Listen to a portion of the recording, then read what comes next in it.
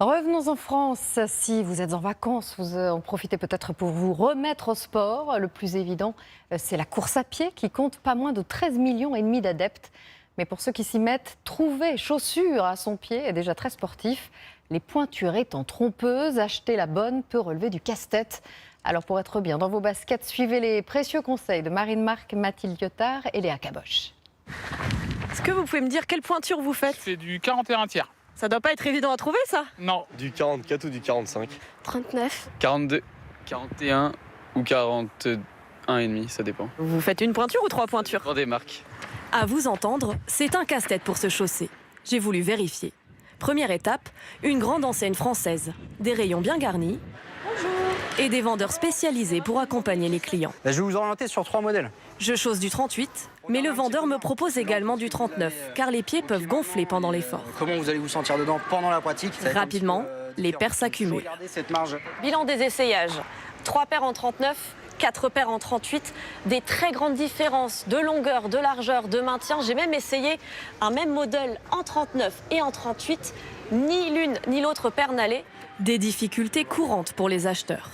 On leur demande de ne pas faire confiance aux chiffres. Suivant les marques et les modèles, dans chaque marque, il y a des différences. Donc dès qu'ils changent de modèle, très souvent la pointure est quand même impactée. Pour comprendre l'origine de ces disparités, direction Lyon et ce centre de recherche.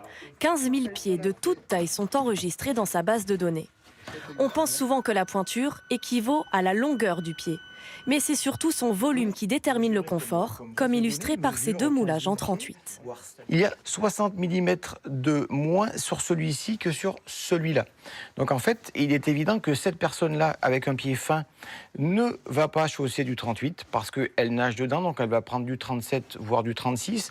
Et cette personne-là ne rentre même pas dans une chaussure théorique 38 et va prendre souvent du 39 ou du 40.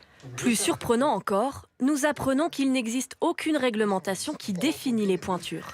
Alors comment font les fabricants? Les leaders du secteur imposent leur taille et les nouveaux venus sont contraints de s'y conformer. Steve Brunier, qui a lancé sa marque en 2016, en a fait l'expérience. Il a voulu innover, créer son propre système en réduisant l'écart habituel entre 2 pointures. Sauf qu'en faisant une telle progression, en fait, on a perturbé tous nos revendeurs et tous les gens. Dès la collection suivante, il a dû faire machine arrière. Sur ce marché en constante évolution, difficile de s'y retrouver pour les consommateurs, surtout quand on s'accroche à de vieilles habitudes. On avance. Entre 6 et 8 personnes sur 10 qui rentrent dans un cabinet de podologie ont un mauvais choix de chaussures au niveau de la pointure. On peut penser qu'à la fin de la croissance, notre pied s'est stabilisé. Oui, un petit peu, mais il va bouger. Un petit peu en longueur, beaucoup souvent en largeur.